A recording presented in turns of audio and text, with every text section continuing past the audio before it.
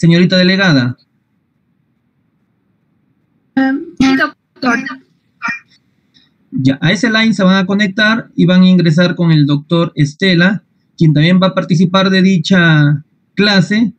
La he creado yo porque todavía el doctor Estela no tiene un correo para que pueda él crear sus propias clases personalmente. Por lo pronto van a ser creadas por mi persona durante estas semanas. Bien, el tema que vamos a tratar el día de hoy va a ser respecto a la célula y sus organelas. Es un tema que ya han visto, es un tema que ya han manejado, tanto en biología celular como en algunas otras áreas en la bioquímica. Entonces es ya conocido para ustedes. El tema va a ser un breve repaso y una introducción a lo que es la histología humana, para lo cual es necesario conocer lo que es la célula y sus organelas características.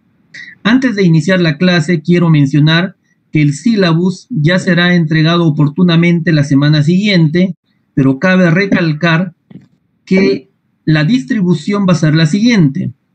Respecto a lo que es la teoría, va a tener un valor ponderado de 40%. Y respecto a las prácticas, tiene un valor de 60%. En cuanto a la teoría, van a haber dos exámenes teóricos. Un primero inicial, que es el primer parcial, y el segundo, que sería el parcial final. Estas dos notas no son recuperables si es que no existe una justificación debida. Entonces, estas notas que puedan obtener en el primer y segundo teórico, ambas se van a sumar para poder tener un promedio final de estas, lo cual equivale al 40%. Igual, como siempre se ha manejado, el porcentaje ponderado final del punto 5 va siempre al final del promedio de ambas notas. En cuanto a la parte práctica, ya el doctor Estela, que está a cargo de lo que es prácticas, él va a estipular cómo va a estar distribuido la calificación en el área de lo que es la práctica, pero sí también existen dos exámenes prácticos. El primer práctico y el segundo, que sería el final, serían pues los dos exámenes principales. Hay que tener en cuenta que en la parte práctica no debe haber faltas. Un 30% de inasistencias a estas prácticas va a descalificar al alumno, teniendo una nota de 0 inasistencias. Entonces, en ese sentido, les pido que por favor no vayan a faltar a sus clases prácticas. En cuanto a la teoría, voy a ser un poco flexible. Si hay momentos en que no van a poder ingresar a la teoría, comuniquen con anticipación. Tampoco me van a comunicar en cada clase, ¿no? Entonces hay excepciones que hay que tener en consideración para poder manejar y llevarnos bien. En cuanto a mi persona, el trabajo que vamos a desarrollar en la parte práctica ya va a ser el desarrollo, pues, de resúmenes de vistas microfotográficas que vamos a tener en el laboratorio, con prácticas calificadas pre y post. Al igual, antes que me olvide, en la parte teórica también es lo mismo. Luego de cada clase hay un examen de conocimientos previo para poder saber si las clases que se van dictando van entendiendo, van comprendiendo o van estudiando ustedes y revisando literatura. Es decir, que su siguiente clase, minutos previos antes de iniciar la segunda clase, va a haber un examen entre 10 y 20 preguntas rápidas, un tipo cuestionario, donde va a ser desarrollado brevemente entre 30 segundos a 1 minuto cada pregunta. Ya les voy a indicar cuál va a ser el mecanismo, ¿no? El mecanismo simplemente es que yo voy a crear un cuestionario de 10 o 20 preguntas aproximadamente de las clases que se van desarrollando y las cuales van a tener un acceso limitado de tiempo por pregunta. Se le va a enviar en line a la señorita delegada a través del WhatsApp, donde ella, que ya ha creado el grupo, me imagino, con todos ustedes. ¿Sí es así, señorita delegada? Sí, doctor. Sí, doctor. Están todos tus compañeros en el grupo, ¿no? Sí. Todos los que están inscritos deben estar en ese grupo, porque cuando yo mande en line del examen, va a ser el primer examen, todo ese line tendrás que transmitirle a tus compañeros en grupo para que puedan desarrollar paulatinamente dicho examen. El cuestionario tiene un tiempo. Ustedes van a ingresar pregunta por pregunta a desarrollar, y cada vez que van desarrollando una pregunta, va apareciendo la siguiente, a efectos de que puedan terminar pues en el plazo establecido y de esa forma remitir. El tiempo estimado que se pueda dar, que sea 10 o 20 minutos, en el sistema se va a cerrar automáticamente y no van a tener acceso a poder corregir o tener pues que volver a marcar una alternativa. Así que se les sugiere que cada pregunta la lean bien y marquen lo que se solicite nada más. Entonces, en ese sentido, va a ser el tipo de exámenes teóricos de conocimiento que se van a desarrollar. En la parte práctica se va a hacer este tipo de cuestionarios, pero con láminas histológicas, donde se va a presentar una lámina histológica y ustedes van a tener que responder de acuerdo a lo que se vaya a preguntar. Entonces, eso va a ser el mecanismo del trabajo en la parte práctica. Y vuelvo a reiterar que el porcentaje de la teoría es 40% y el de la práctica tiene un valor de 60%. ¿Alguna pregunta hasta aquí respecto a cómo va a ser la evaluación?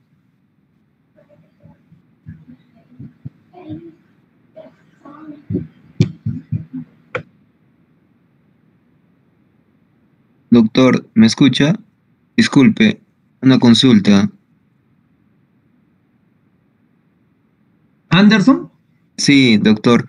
Sí, dime. O sea, que esta clase que nosotros vamos a tener con usted, tenemos que estudiarla para el examen de la otra clase, por así decirlo, ¿no?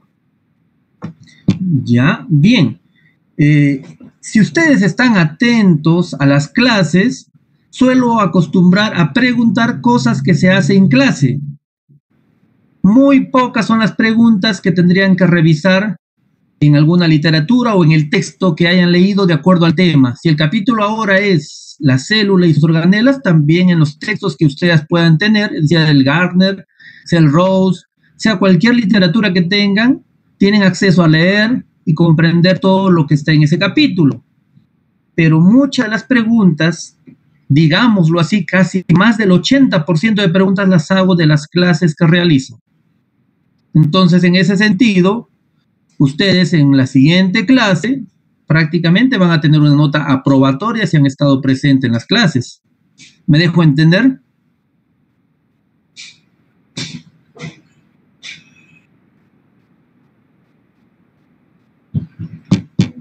Bien, ¿alguna pregunta de algún otro compañero respecto a este tema de la evaluación o calificación?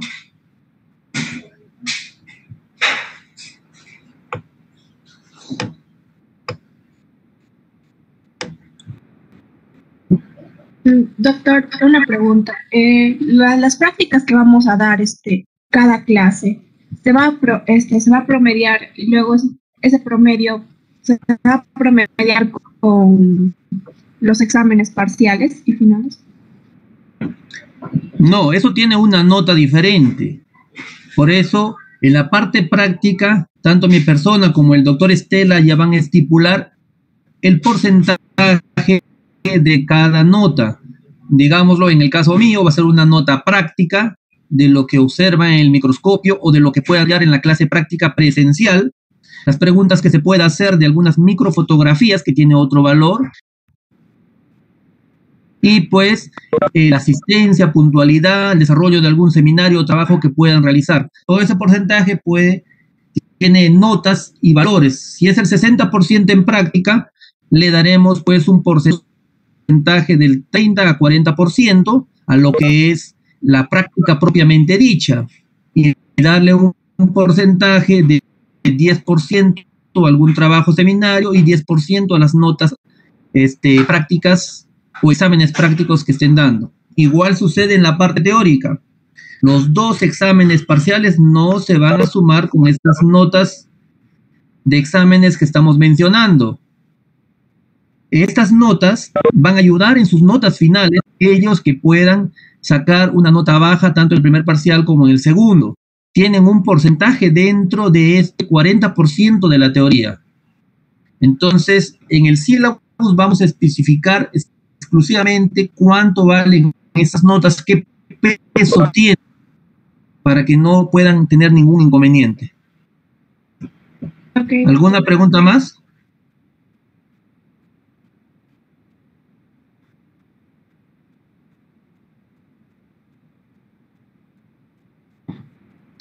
Bien, entonces comenzamos con el desarrollo del tema.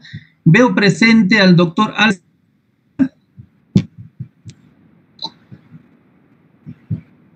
Buenas tardes, doctor. Sí, estoy en la clase.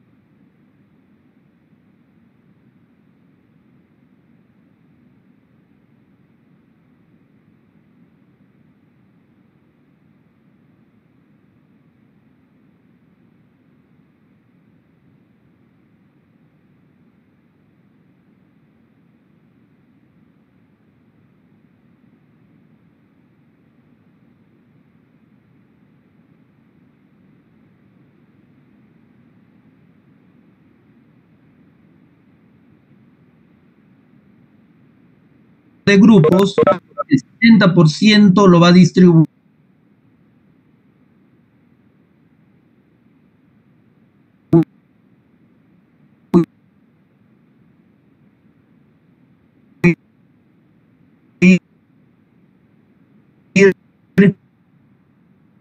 de acuerdo a su criterio, el cual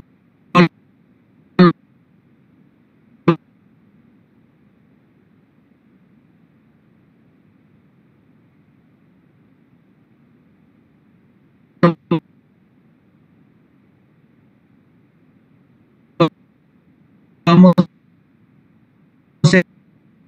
estipular en el sílabus en la siguiente semana. Eso es lo que mencionaba a los alumnos respecto a la teoría como de la práctica. ¿Algo que acotar, doctor? Buenas tardes con todos los alumnos. Buenas tardes, doctor Torres.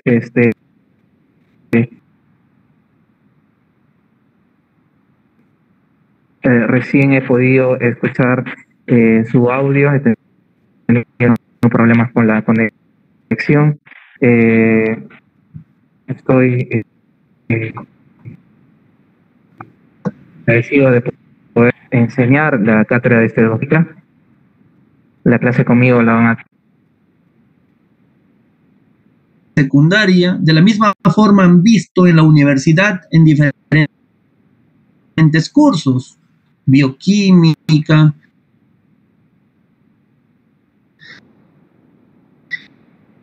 en lo que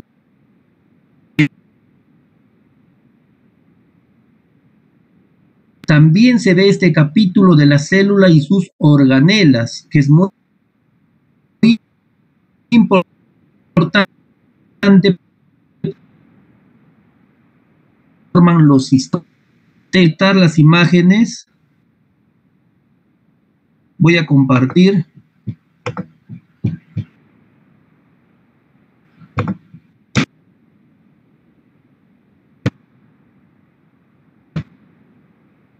Visualizando la imagen.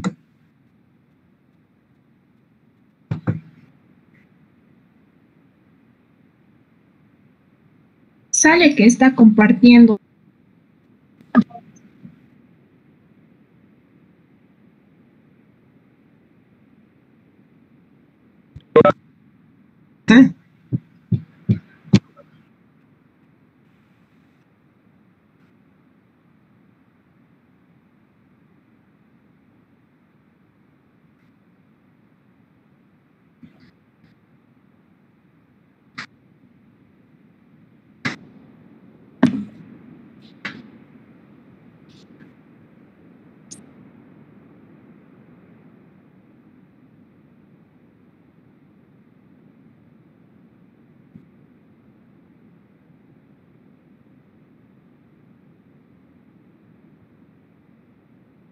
¿Sí?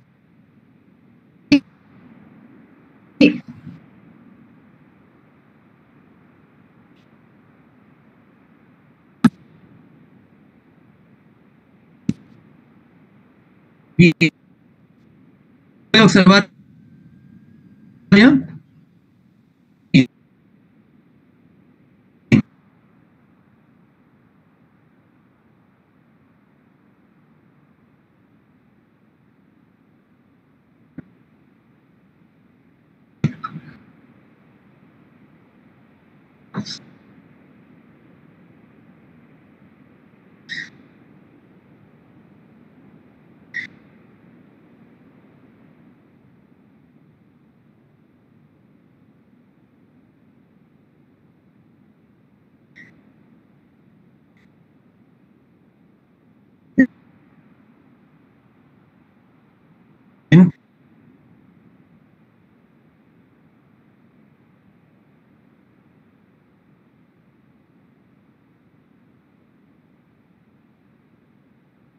Mientras vaya cargando, sabemos que la célula pues está formada por diferentes partes.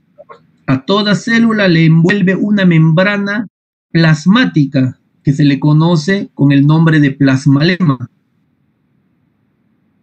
También existe en el interior un núcleo, el cual está envuelto en una capa llamada envoltura nuclear.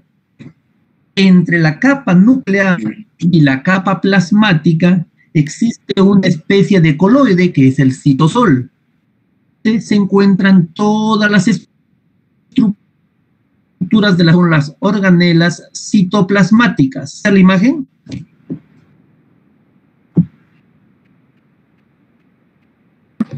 No, doctor. Voy a cargar de nuevo.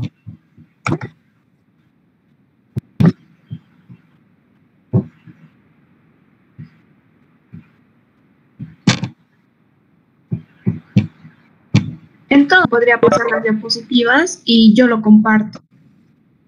A ver, voy a hacer eso mejor. Puede ser que la línea esté lenta, ¿no? Entonces te la voy a compartir ahorita. Dame unos minutos para pasártela.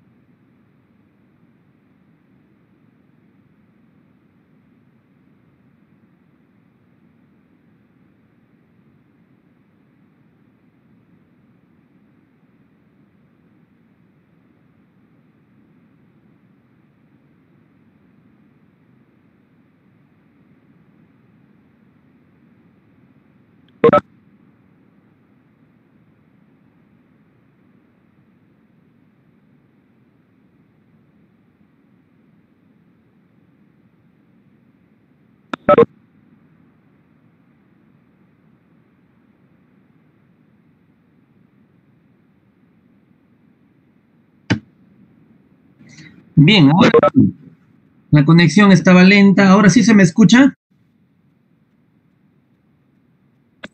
Sí, doctor. Bien, entonces continuamos. Hablábamos respecto a la célula, que era la unidad funcional básica de todo organismo vivo. ¿Por qué decimos esto? Porque esta célula es capaz de realizar por sí misma muchas funciones, es decir, todas las funciones vitales. En especial la célula humana, hablemos que es una célula eucariota, es decir, que su material genético se encuentra separado mediante una membrana nuclear. Es por eso que la célula humana pertenece a este grupo de los eucariotas. Las funciones son múltiples y básicas. Participa en procesos de secreción, excreción, reproducción, la respiración celular, absorción, contractilidad, conductividad y otras funciones más, debido a las organelas que tenemos dentro del citoplasma. Entonces, la respiración celular, les pregunto, ustedes ya han llevado, ¿cuál es la estructura que lleva a cargo esta función o qué organela? A ver, que nos responda Álvaro Chaupis. Buenas tardes, doctor. La mitocondria. La mitocondria, esta es la estructura fundamental que realiza pues la respiración celular, es su función importante. Cada uno de estos organelos las vamos a explicar oportunamente en el avance del desarrollo del tema. Entonces, todos estos organelos se encuentran dentro del citoplasma, pero ya hablamos antes de una estructura que envuelve a la célula, que era la membrana plasmática. Esta es una capa triple, una capa formada doblemente por lípidos, por eso se dice que es bicapa lipídica, principalmente fosfolípidos, también entra a tallar aquí el colesterol, y una capa de proteínas. En resumen, es una fosfobicapa lipídica proteínica. Hablamos del plasmalema o membrana plasmática. Esta principalmente, en cuanto a los lípidos o fosfolípidos, poseen pues dos partes, lo que es la cabeza y las colas. En cuanto a la cabeza, es hidrófila y se orienta principalmente hacia el agua, como lo sabemos el término hidrófilo, y la cola es hidrófaba, lo cual es que se aleja de ella, se aleja del agua. Entonces, las cabezas van hacia el exterior y las colas van hacia el interior de cada parte de la membrana. Principalmente el colesterol está ubicado entre las dos capas de fosfolípidos. Ahí se ubican las moléculas de colesterol y estas le dan una unión fuerte llamada cohesión a esta membrana. También esta cohesión está dada por las proteínas, que son principalmente las proteínas integradoras de la membrana, o también llamadas proteínas integrales. Esto es pues la estructura de lo que es la membrana plasmática. Dentro del citoplasma se encuentran principalmente tres elementos. Hemos hablado uno de ellos, el citosol.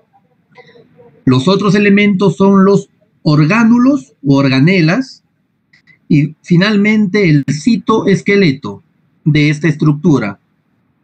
Los orgánulos citoplasmáticos son estructuras especializadas, pues realizan diversas funciones como, ya lo mencionó uno de sus compañeros, la respiración celular, que está a cargo de las mitocondrias.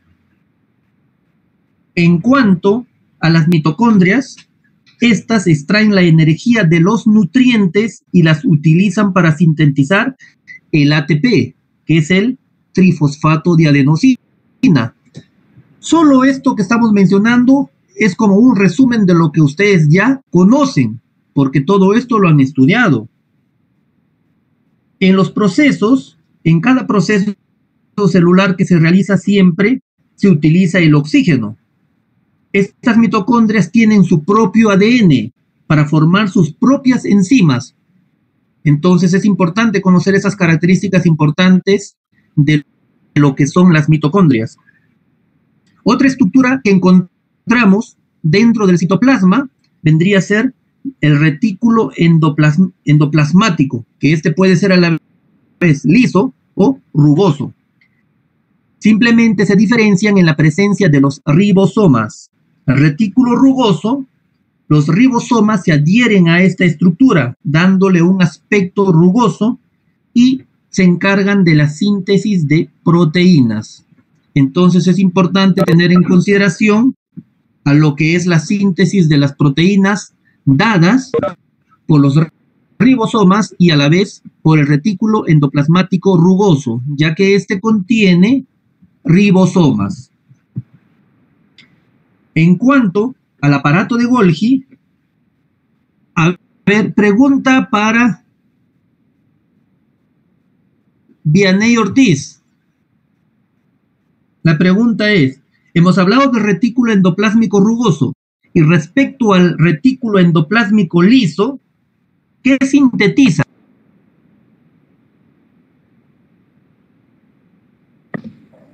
El ATP, doctor.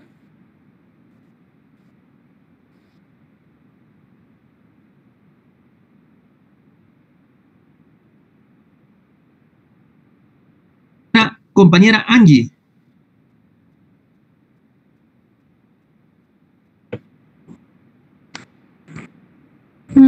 Doctor.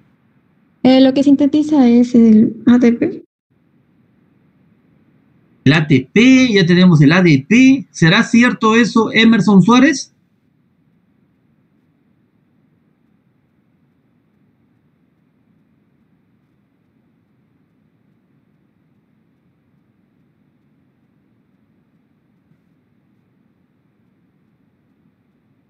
Emerson, ¿está presente o solamente se ha conectado? Ya no está.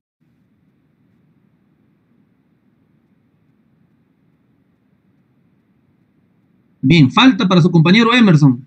¿Qué nos dice Franz Espinosa? Presente, doctor. Hola, Franz. Dime, Franz, ¿qué sintetiza el retículo endoplásmico liso? Como hemos mencionado, esto ya lo vienen estudiando muchas veces en muchos cursos. Sintetiza lípidos. Muy bien, Franz. Aparte de síntesis de lípidos, también sintetiza hidratos de carbono, lo que es conocido como carbohidratos. También almacena y retira el calcio del citoplasma. Por esto es importante este retículo endoplásmico liso. No por no poseer ribosomas, no tiene alguna función adecuada. Vamos al aparato de Golgi. También, aparte del retículo liso, también el aparato de Golgi sintetiza lo que son hidratos de carbono, pero recibe proteínas del retículo endoplasmático rugoso y las transforma en vesículas en forma de glucoproteínas y en forma de proteínas. Esta es la función característica del aparato de Golgi. Y respecto a los lisosomas, todos ya conocen la función del lisosoma. Damaris, ¿qué nos dice? Buenas tardes, doctor. La síntesis de enzimas. Síntesis de enzimas. ¿Qué enzimas sintetizan? Hidrolíticas. Entonces digieren. Si son hidrolíticas, digieren sustancias de desecho, ¿no? Principalmente a la gran cantidad de enzimas que éstas contienen. Entonces es importante esta función de los lisosomas. La función de digestión de productos de desecho mediante enzimas hidrolíticas, como lo acaba de mencionar su compañera. En cuanto a los proteosomas, que también están presentes en el citoplasma, digieren proteínas anómalas o innecesarias ya para la célula. Entonces, la degradación de algunas proteínas, las cuales también pueden ser senescentes, ya en procesos de destrucción anómalas, con anormalidades, estas se destruyen en los proteosomas. Y los peroxisomas, a ver, para su compañera Dharma Bravo, ¿qué nos dice respecto a los peroxisomas? Buenas tardes, doctor. Se encargan de formar radicales libres, ¿Ya qué radicales libres forman? superóxidos, El peróxido, por ejemplo. ¿ya? Ajá, superóxidos para poder destruir sustancias, Muy bien. básicamente. ¿Cuál sería entonces su función principal? Degradar el peróxido de hidrógeno. Degradar el peróxido de hidrógeno a través de las peroxidasas.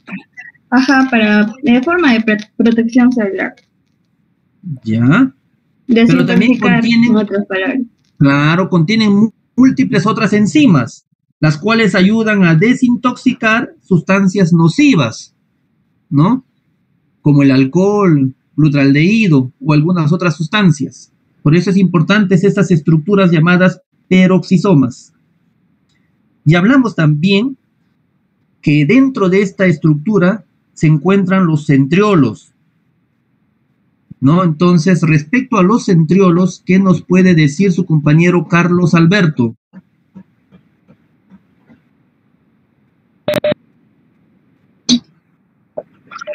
¿Cómo estás?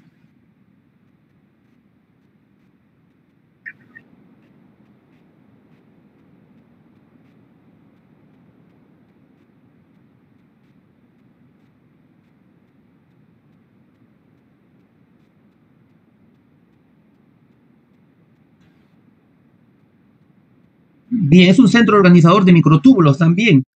Ambos elementos, tanto con los centrosomas, ¿no?, que también no hemos mencionado, constituyen o participan directamente en lo que es la división celular que nos acabas de mencionar.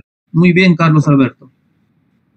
Entonces, miren las funciones múltiples que puede cumplir una célula debido a que contiene múltiples organelos que se encuentran dentro de su citoplasma.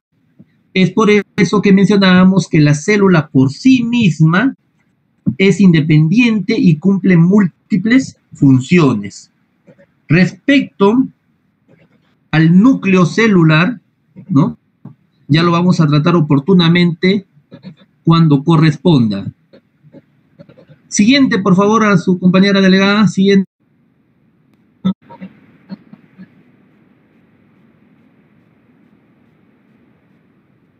Bien, las células se van asociando unas con otras para formar muchos tejidos, ya que estas también pueden actuar por sí mismas, pero unidas forman lo que se conoce como un tejido, y estas forman los sistemas. Pero estas células se unen formando 4 tejidos importantes llamados tejidos básicos, que solamente son 4: el tejido epitelial, el tejido conectivo, algunos lo conocen como tejido conjuntivo, el tejido muscular y el tejido nervioso. Todos los demás tejidos que conocemos como tejido óseo, cartilaginoso, están dentro de una de estas clasificaciones. Entonces es importante conocer que los 4 tejidos básicos son los que acabamos de mencionar. Esto es importante porque siempre hay preguntas de este tipo. Entonces tengan en consideración estos 4 tejidos básicos. Sabemos que el tejido, pues, epitelial es uno de los de barrera externa. Sabemos que es el de revestimiento, tanto de superficies externas como de superficies internas, mucosas, en el interior del cuerpo, ¿no? La principal tejido de revestimiento externo es la piel, que ya oportunamente vamos a tratar de trabajarlo, tanto en la parte teórica como en la parte práctica, en forma, pues, guiada, tanto la teoría como la práctica, para poder tener una noción completa de lo que hablemos en teoría y luego ya visualizar todos estos tejidos en la parte práctica a través de las láminas histológicas que se van a presentar a cada grupo. Siguiente.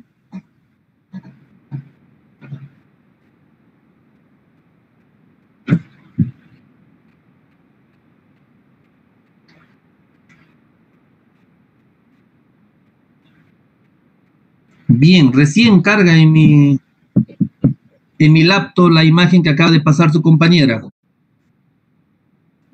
Renovación celular. Cuando hablamos de renovación,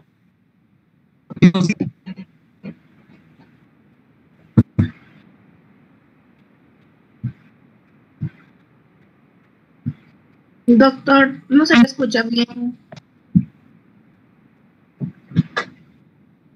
¿ahora se me escucha? Sí, ahora sí. Bien, te mencionaba, señorita delegada, ¿a qué se refiere el término renovación celular?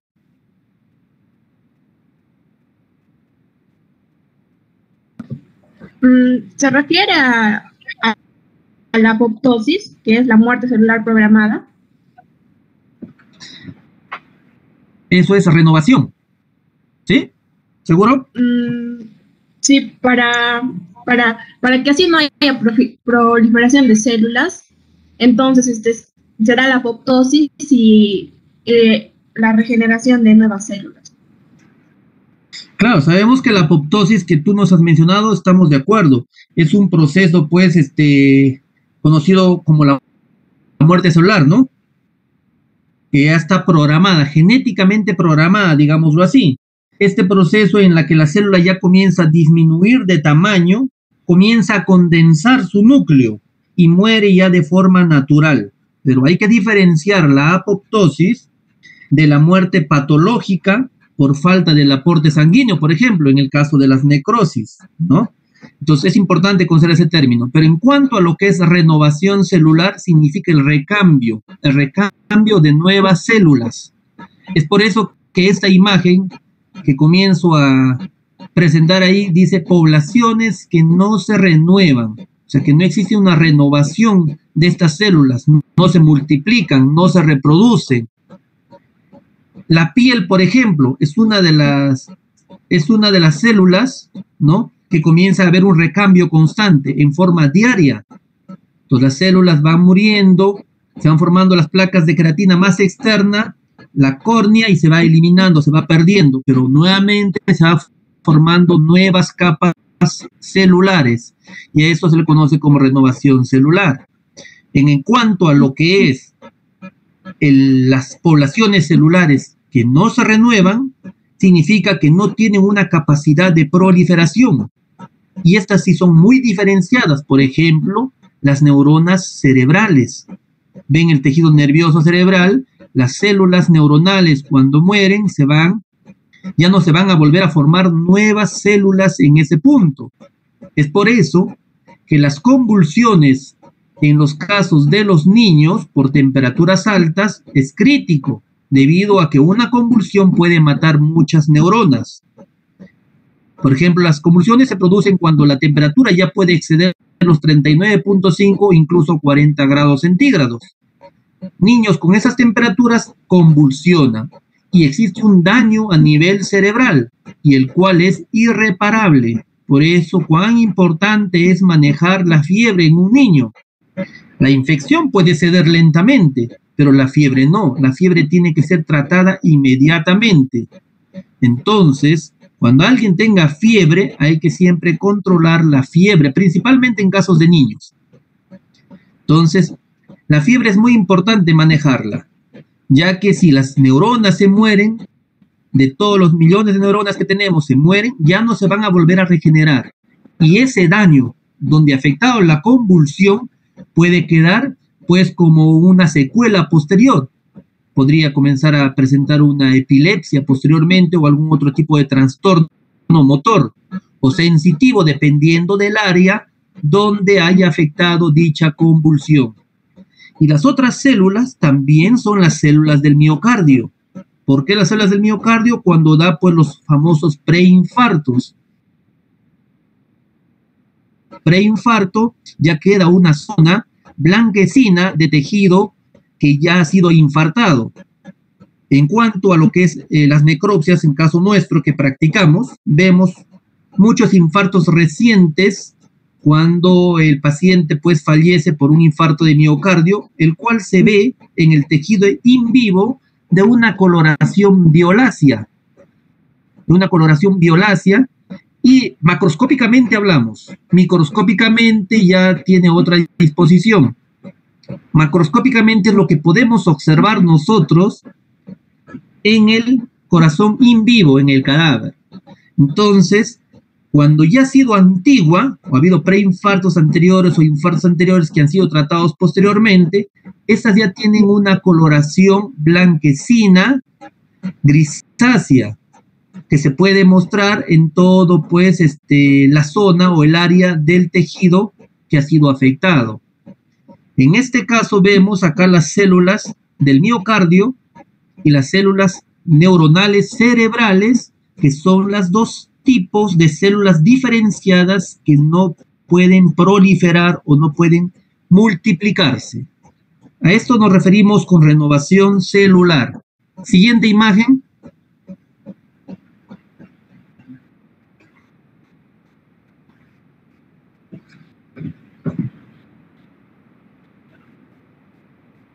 Bien, acá vemos las poblaciones celulares en renovación continua.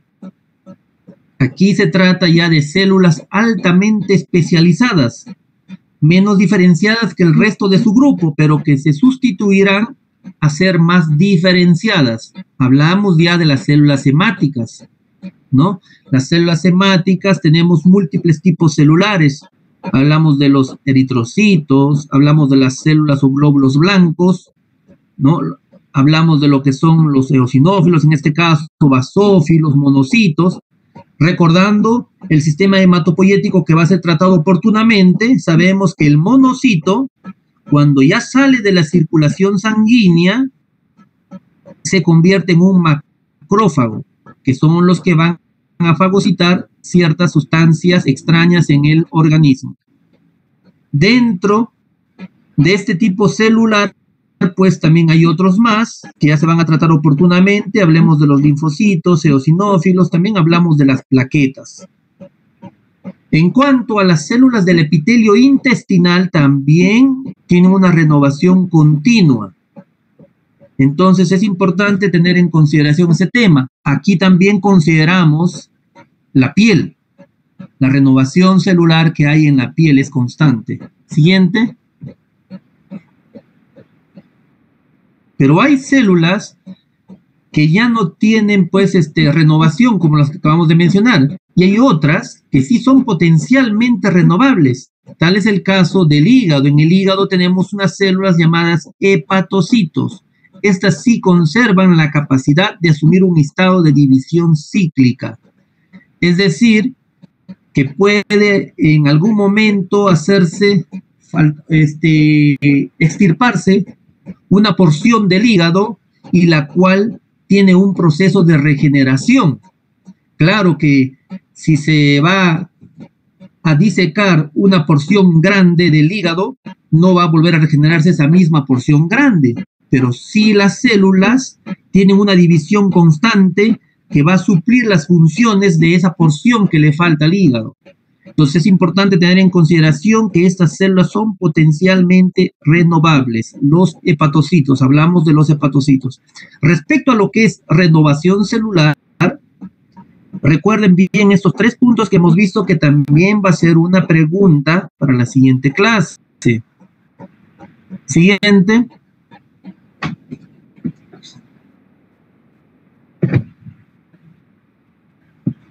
Ya aquí hablamos lo que su compañero en un momento lo mencionó, respecto a lo que es la mitosis, el ciclo celular. El ciclo celular es importante considerarlo, ¿no?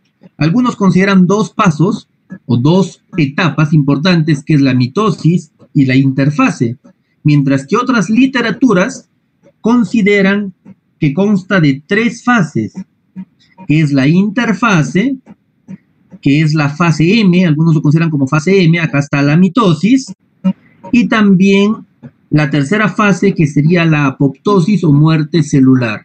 Estas serían las 3 fases, según diversas literaturas. En caso nuestro vamos a tratar que consta de 2 etapas importantes. la mitosis, que es el periodo de división celular, y la interfase, que es el periodo en que la célula se va preparando para la división celular. Es un intervalo entre las fases consecutivas de la mitosis. Por eso menciona así en la diapositiva, intervalo entre las fases consecutivas de la mitosis. ¿Por qué?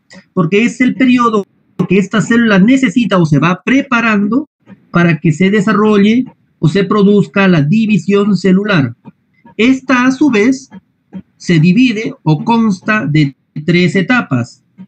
La fase conocida como G1, que también se le menciona como lapso entre el final de la mitosis y el comienzo de la fase S. En esta hay el crecimiento celular y la diferenciación. Luego tenemos la fase S, que es la fase de replicación o de duplicación, como quieran llamarlo. Esa es la fase de duplicación o replicación del DNA. Y la fase G2, que es el espacio ya que existe entre la fase S y el comienzo de la mitosis, vendría a ser el crecimiento celular y duplicación de los centriolos. Entonces, repetimos estas 3 fases. G1, crecimiento celular y diferenciación. Fase replicación. Y fase G2, crecimiento celular y duplicación de los centriolos. Aquí en la imagen a su costado pueden apreciar estas fases del ciclo celular. Como número 4 vemos a la mitosis, que es la fase de división celular. Como periodo 1, en el gráfico de color amarillo, podemos ver que es pues la porción o la subdivisión de la interfase, que se encuentra justamente, como ven en la imagen, entre el periodo final de la mitosis y el comienzo de la fase S. Es por eso que consignaba así en la diapositiva. Pero ya saben que esta fase pues es de crecimiento y diferenciación.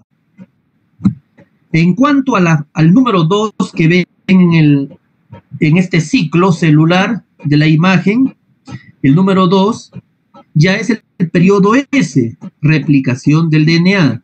Y el número 3, que vendría a ser la fase G2, como pueden ver también en la imagen, está muy pequeñito, pero se puede apreciar, para la nueva división, y el ciclo en ese orden.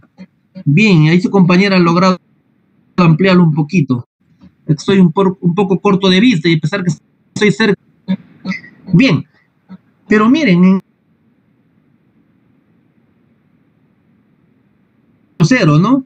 Entonces lo conocen como periodo G0, cuando ya la célula no está reproduciéndose. Cuando no se reproduce, no está habiendo este proceso de la mitosis, se conoce como un periodo de latencia, digámoslo así, estado quiescente.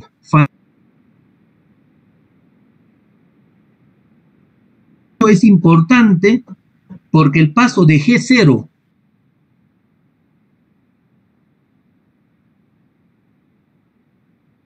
juega un papel vital en el mantenimiento del organismo o de la homeostasis celular.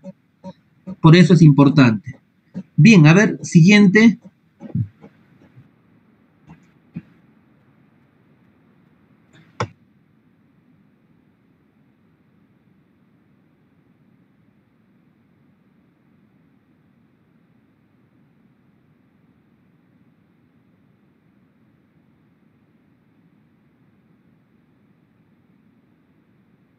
Obtener dos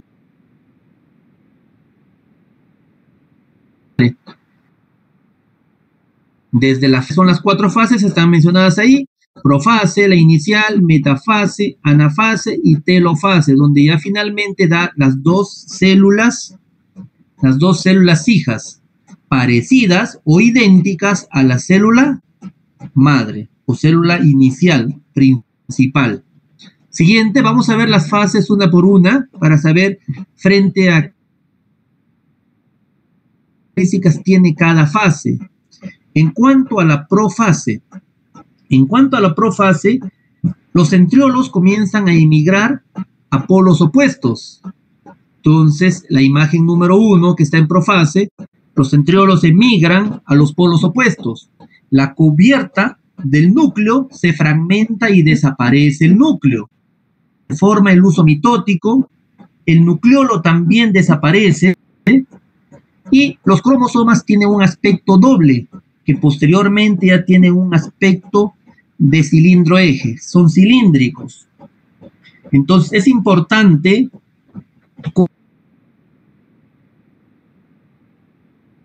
del centrosoma con sus centriolos a los polos opuestos. Esto es lo más importante dentro de esta fase.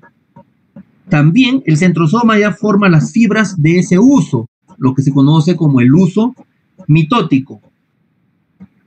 Ahora, en cuanto a los cromosomas que están formados en la interfase, estos comienzan a compactarse y se hacen ya visibles al microscopio. Entonces es importante conocer que la profase se caracteriza por la formación del uso mitótico y los centriolos emigran a los polos opuestos. Esto es lo más importante.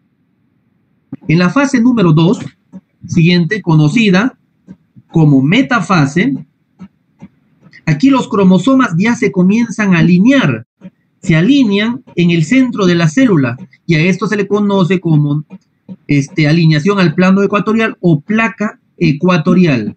El nombre de placa ecuatorial es cuando los cromosomas comienzan a alinearse a este nivel de la línea ecuatorial. Las cromátidas se unen a las fibras del uso mitótico. Los cromosomas se comienzan a condensar. Entonces, característica de esta metafase es que los cromosomas se alinean en la placa ecuatorial. Siguiente, viene la fase conocida con el nombre de anafase, donde ya los cromosomas se rompen desde el centro, ¿no? Desde el centro se comienzan a romper. Su centro se conoce como centrómero, de manera que cada cromátide ya migra, cada una, hacia los polos de la célula.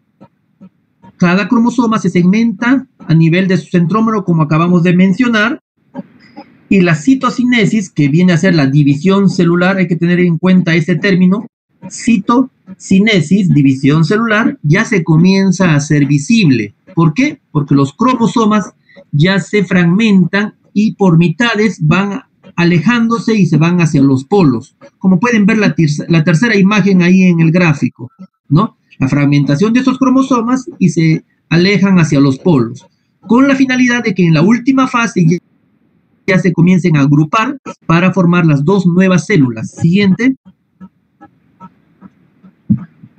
La telofase. Aquí ya sabemos que finaliza pues la formación de las dos nuevas células hijas ya. Aquí ya finaliza. Surge primero una constricción en la zona media de la célula llamada surco de segmentación. Luego ya los cromosomas de cada célula hija comienzan a mostrar una extensión parcial y los nucleolos aparecen de nuevo, formándose una nueva membrana nuclear. Entonces todo este proceso concluye ya durante esta fase llamada telofase.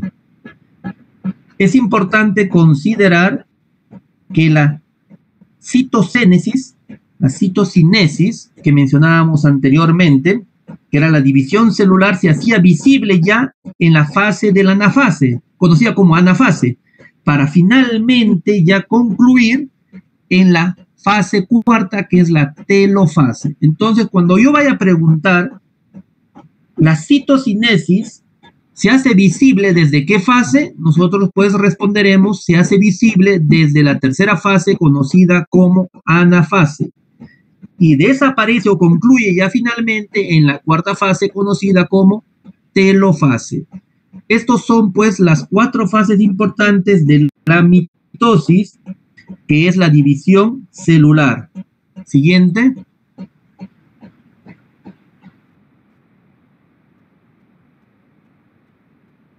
Ya hablamos de esta estructura del plasmalema, ¿no? Que era la membrana más externa. Acá está la imagen, de antes me he adelantado, pero ya pueden acá apreciar cómo es la capa lipídica. Miren, en la parte interna van las colas, y en la parte externa van las cabezas de estas capas lipídicas. Entonces, bicapa lipídica, y dentro de esta encontramos la capa de proteínas, las cuales generan la cohesión marcada de estas capas. Entonces, por eso se le conoce como bicapa lipídica proteínica, formada por estas tres capas que acabamos de mencionar. Siguiente.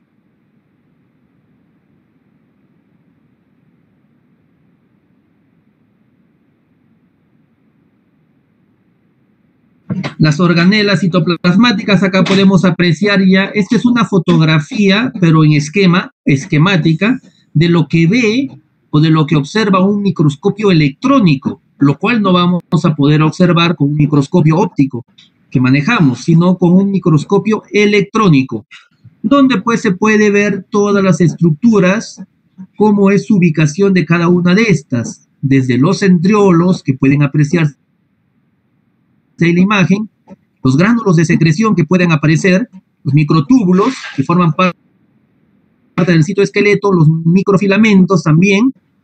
Mencionamos anteriormente que el citoplasma está formado por tres partes, que es el citosol, el gel coloide que está disperso en todo el citoplasma, las organelas que hemos acabado de mencionar, y la arquitectura, ¿no? Microarquitectura, que vendría a ser los y microfilamentos que puedan dar estructura a esta célula. En el nucleolo, que es un pequeño núcleo en el interior del núcleo, ¿no?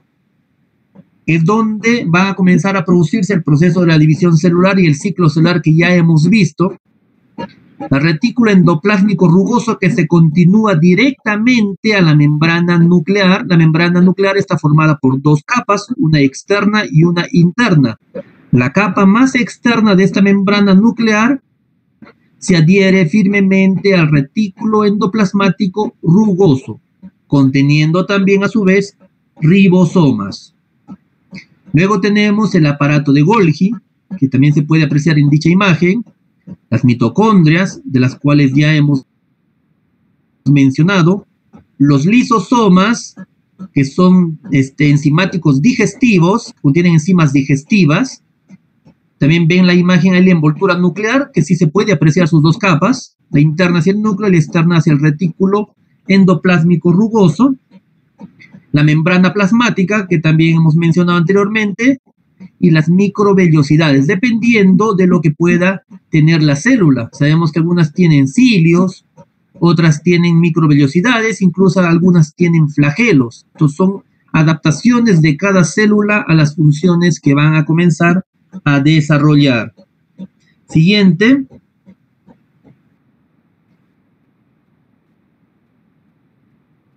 Ya antes de mencionar este tema de los cambios celulares, hay que tener en consideración que el tejido celular es la agrupación de células, como acabamos de ver, pero con la misma función específica, es decir, células cardíacas, formarían el músculo cardíaco, que vendría a ser el tejido cardíaco, ¿no? Entonces, células específicas que desarrollen la misma función se agrupan para formar el tejido celular.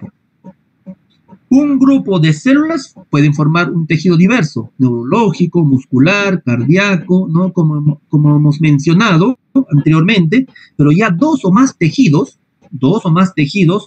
se pueden unir y pueden ya constituir lo que se llama unidad funcional, también llamado como órgano. Puede ser el hígado, puede ser el vaso, ¿no? O cualquier otra estructura. Varios órganos con funciones que estén relacionadas, funciones afines, ¿no? Por ejemplo, el riñón, la vejiga, el uréter, ya se unirían para formar ya una estructura mayor, que es el sistema de órganos, o conocido como aparato. El aparato respiratorio, digestivo, el aparato urinario, en el caso que hemos mencionado. Entonces, célula, conjunto celular, pasa a un tejido celular, a un órgano, y finalmente a un aparato o sistema. Respecto a la formación de cómo es que se forma todo el desarrollo embrionario de la histogénesis, digamos, de las células, es importante considerar que la fusión del óvulo y del espermatozoide da lugar al cigoto, que también ya ustedes han dado embriología, o llevan aún, señorita. Este semestre vamos a llevar embriología. Todavía no llevan. No, todavía. Pero bueno, ya conocen al respecto también algo, ¿no? Sabemos que la fusión del óvulo y del espermatozoide da lugar al cigoto, que comienza ya a dividirse por procesos de mitosis mediante un proceso denominado segmentación, lo cual produce un aumento del número de células para denominarse blastómeras. Estas se tornan cada vez más pequeñas con cada división que va formándose. Y recién ya a partir pues del tercer día aproximadamente, después de haber tenido ya entre 3 y 4 divisiones aproximadamente, el embrión ya se parece a una morita, a una mora, ¿no? A esto ya se le conoce con el nombre de mórula, que prácticamente está formada entre 12 a 16 células aproximadamente. Posteriormente ya, hablemos prácticamente hacia el quinto, sexto día aproximadamente, las células se disponen en torno a una cavidad central. Esta estructura ya recibe el nombre de blastocisto o blástula, en donde ya las células del polo superior se dividen en internas o embrioblasto y externas o llamada también trofoblasto. Esto es la histogénesis, que hay que tener en consideración, también lo van a llevar en su curso de histología. Esto es importante porque en la fase ya de blastocisto es recién cuando se produce la anidación del embrión en el endometrio uterino. Entonces es importante conocer cómo es que desde que se forma la célula inicial, la unión de dos células,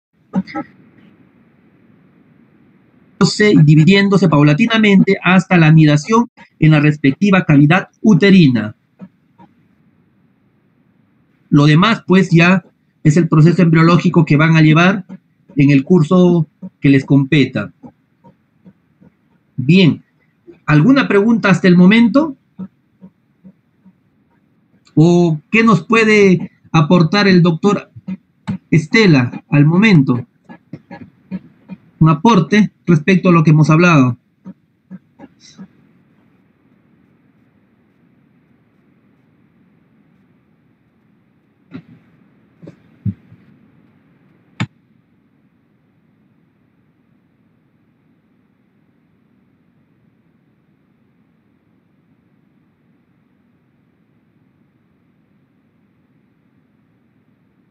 Doctor, no sé si se me escucha. Le escucho, doctor. Sí, claro, doctor. Todos los temas que han sido tratados por usted hasta el momento son de suma importancia en el contexto de entender cómo los tejidos funcionan como una unidad integral de células. Y sabemos, y es bien es cierto, cada organela tiene una función asignada y específica en cada una de las células. Finalmente van a hacer que la integridad de todas estas las diferentes partes de la célula se integren, cumplan una función como tejido. Y es así como histológicamente se entiende el proceso de la función normal de cada tejido para entender el proceso patológico de la enfermedad. Muy bien con la disposición, doctor Torres. Hasta ahí creo que el alumno de medicina humana tendría que entender la biología celular para luego tener conceptos claros e ingresar a la asignatura de histología. Sería mi aporte, doctor. Muchas gracias, doctor. Bien, entonces, esto es un acápite, pues, que ya conocían todos, como lo mencionó también el doctor, es importantísimo como apertura para introducirse ya al tema de los tejidos propiamente dichos, porque sabemos que los tejidos que vamos a tratar, sea el epitelial, conjuntivo, muscular, nervioso y sus variaciones y especificaciones de cada uno de ellos dentro de cada tipo de tejido, como el óseo, el cartilaginoso y otros, requiere conocer a fondo el tipo celular. Si no conocemos el tipo celular, mucho menos podemos entender cómo funciona la estructura en conjunto. Es por eso que este tema le hemos tratado como inicial, pese ya a tener conocimiento previo del mismo. Entonces es importante tener en consideración y nuevamente revisar en sus literaturas que puedan tener. Particularmente, yo no elijo un libro para poder decir de aquí, lean todo tal y como sea. No, ustedes tienen la potestad, como estudiantes, de leer el libro que crean por conveniente, porque tampoco los libros van a engañarnos o ser en un libro y en otro no.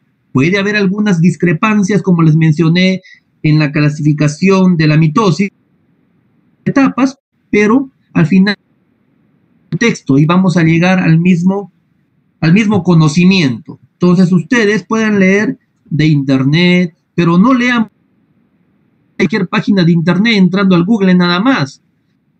Hay que leer algunas revistas, artículos, textos en PDF, que son los han pasado un proceso de filtración, no lo que copian en el Wikipedia. Entonces es interesante tener en consideración. Ya el segundo tema que vamos a tratar ya va a ser específicamente ya respecto a los tipos de los tejidos celulares, como hemos mencionado, el epitelial, el conectivo, donde acá ya vemos el cartílago, vemos el hueso y vamos a ver lo que es la sangre, ¿no? El sistema hemático. En cuanto al muscular, todo lo que compete al aparato locomotor, y en cuanto al nervioso, la composición de las neuronas, las células de la neuroglia, por ejemplo, que vamos a verlo ya en todo el acápite del sistema nervioso. Los únicos componentes estructurales del cuerpo humano, ya que el tejido conjuntivo está compuesto también por muchas sustancias, ¿no? Se le conoce con el nombre de sustancias extracelulares, denominadas sustancias también intercelulares. En definitiva, van a dar dureza y forma al tejido o al cuerpo humano. Entonces es importante tener en consideración este acápite. Cuando ya vayamos a lo que es tipos de tejidos celulares, vamos a ver por capítulos cómo es la función de cada célula y la asociación de estas para la formación del tejido, ya con láminas histológicas características. Esto sería pues todo en cuanto a la parte introductoria y lo que es la célula con sus organelas. El siguiente tema a tratar ya va a ser tejido epitelial, así que les pido que por favor vayan leyendo lo que es epitelios, todos los tipos de epitelios, clasificaciones, que vamos a hacer el siguiente capítulo solamente con imágenes histológicas. En la parte teórica también va a ser así. Les voy a presentar imágenes histológicas para que ya se vayan familiarizando y en la parte práctica no tengan ningún inconveniente con el doctor a cargo del grupo. Entonces, esto sería todo el tema de hoy y les agradezco su presencia. También, doctor Alan Estela, muchas gracias por su colaboración en este curso que vamos a estar presentes pues varios meses. Muchas gracias.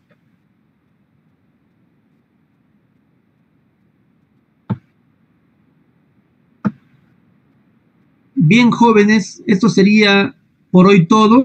Ya la siguiente clase nos encontramos, como acabamos de mencionar, usted, doctor. Gracias. con el tema epitelial. Gracias, doctor.